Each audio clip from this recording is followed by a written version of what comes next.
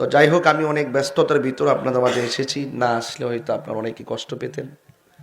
তবে নির্বাচনের আগ পর্যন্ত আমি সব মাহফিল বাদ দিয়ে দিছি। এলাকায় কোনো মাহফিল থাকলে আপনাদেরকে অনুরোধ করব আমাকে একটু সুযোগ দিবেন, কারণ আপনারা জানেন যে আহলুস সুন্নাত ওয়াল জামাতের একটি ক্রাইসিস মুভমেন্টে আমি অনেক মাহফিল বাদ দিয়েও কেন এখানে আসছি, আমি একটু চেষ্টা করতেছি অন্তত পক্ষে রাষ্ট্রযন্ত্র সুন্নি জামাতকে যেভাবে মাইনাস করছে, অন্তত একটা লোক যদি সেখানে যাইতে পারি, অন্তত পক্ষে সেই বৈষম্য দূর করে আমরা আহলুস সুন্নাহর একটা অবস্থান তৈরি করতে পারবো। আর অন্য কোনো কিছু না, আমাকে একবারে ওই অনেক সম্মান করবে, এটা আমার নামের জন্য আসছি না, নামের জন্য না, এমনিতে আমাকে অনেক সম্মান আপনারা করেন, অনেক ইজ্জত করেন, অনেক যে চেয়ার পাই, যে সম্মান পাই, যে মানুষ নিয়ে কথা বলি, এর চেয়ে তার কি ইজ্জত আছে? সবচেয়ে বড় ইজ্জত হলো কোরআন সুন্নাহর কথা বলতে পারা। কথা বলেন ঠিক কি না? এরপর আমরা চেষ্টা করতেছি, আপনারা আমাদের জন্য দোয়া করবেন, মাইন্ড করেন না। মাহফিল বাদ গেলে আবার মাহফিল হবে ইনশাআল্লাহ। এই জন্য আপনারা আজকে যেহেতু সাজাই ফেলছেন, আমি আসছি, আগামীতে প্রোগ্রামগুলো যেন আপনারা এরকম না সাজান আমি অনুরোধ করব। নির্বাচনের পর আমি সবগুলো মাহফিল দিয়ে দিব ইনশাআল্লাহ। আল্লাহ কবুল করুক, আমিন কর না কেন? আপনারা কি আমার প্রতি অসন্তুষ্ট? তো আর ওরা বলছে ওদের দোয়া করলে চলবে, কিন্তু আমি তো দোয়া কইরা সন্তুষ্ট হইতাম না, আমার কিছু কথা কইতেই বাজান, কথা কন ঠিক না বেঠে? আপনি দাগ নম্বরের মালিক, এই বিশ্ব ব্রহ্মাণ্ডের যা আছে সব কিছুর স্রষ্টা কে?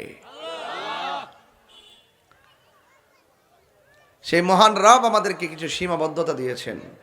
তিলকা হুদুদুল্লাহ, আল্লাহর কিছু সীমারেখা হলো আল্লাহকে এক বলে জানতে হবে। আল্লাহর সীমারেখা হলো নবীকে আল্লাহ রাসূল জানতে হবে।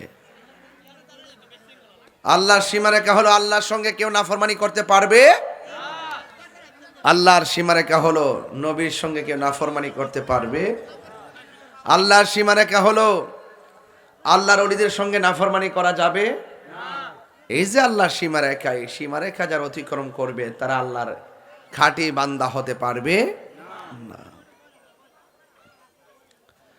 তো আজকের এই মাহফিলে আপনারা যারা এসেছেন, আপনাদের কাছে আমার একটা বার্তা থাকবে। আপনি দেখুন, এই মাহফিলটা আছে ৩য় বার্ষিক। ৩ বছরের ভিতরে নজরপুরের অনেক মুরব্বী কবরে চলে গেছে, আছে না নাই? আর কন্যা আছে না নাই? আরে অনেক যুবক তো চলে গেছে। মুরব্বীর আগে যুবক যাবে, যুবকের আগে মুরব্বী যাবে। বলেন হায়াতের মালিক কেডা? আরো ধরে কেডা? আল্লাহ আমাদের হায়াতের মালিক। যেহেতু একদিন চলে যাওয়া লাগবে, যতদিন বাচ্চা থাকবেন ততদিন পর্যন্ত অন্তত পক্ষে আল্লাহর বিধান তো মানা লাগবে, আর না হয় আল্লাহর দরবারে জবাব দিতে হবে কি হবে না? হবে।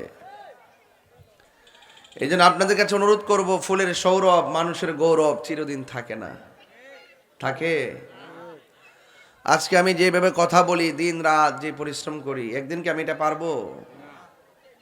কেন? উত্থান পতন, সুস্থ অসুস্থ, যৌবন বার্ধক্য, ধনী দরিদ্র, সাদা কালো, সব ভেদাভেদ সৃষ্টি করেছেন কে? আল্লাহ বাপ মা ছাড়াও সন্তান দিতে পারে, পারেনিও? দিছিনি কাউরে? কারে দিছে? না, বাপ মা ছাড়া।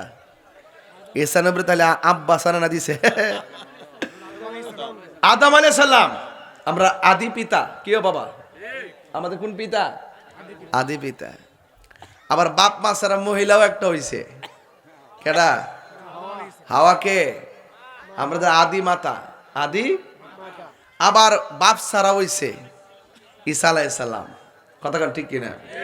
আবার বাপ মার মাধ্যমে হইছে কেডা?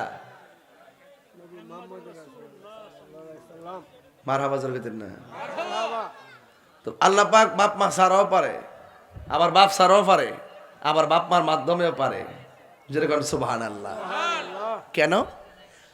যদি এরকম না হইতো, অনেকে কইলে মনে হয় পারে না। কিছু লোক আছে না নাস্তিক, কিছু লোক আসেনি নাস্তিক, ফুলাফান্ডি করে। ফুলাফান্ডি আসছিস না? আওয়াজ কম হইতেছে, বুঝলাম না ব্যাপারটা কিছু খায়। মনে খাইছেন আর কি দুপুরে খাওয়ানটা। এক বলেন, আওয়াজ করে কই দিব, তুমি কে আমি কে? এই আওয়াজটা তো জোরে লাগবে বাজান, জোরে লাগতো না ইনশাল্লাহ? আমি যে জায়গায় গেছিলাম তো আপনাদের খেদমত আমার আরজ হইল, আল্লাহ ছাড়া কি আর কোন আল্লাহ আছে? যদি থাকতো কি হইতো? ফসাদ লেগে যেত। ওই যে পূর্ব দিকে সূর্য ওঠে, আরেকজনে কইল যে আগামীকাল উত্তর দিক দিয়ে উঠবো। লাউ কানা ফীহিমা আলিহাতুন ইল্লাল্লাহু লা ফাসাদাতা।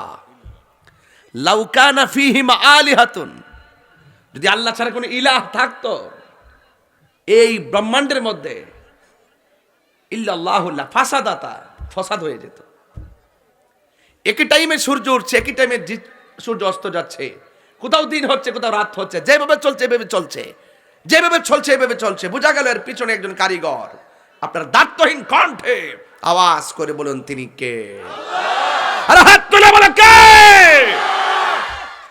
সেই রবের পক্ষে, রবের কুদরতি কদম মুবারকে আমাদের সেজদার দরকার আছে না নাই? আরো বড় করে বলে আছে না নাই?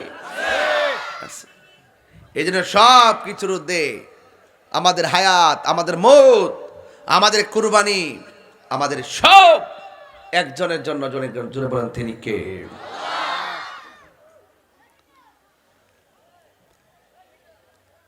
যেমন আল্লাহ বলছেন এইভাবে, قل إن صلاتي ونسكي ومحياي ومماتي لله رب العالمين।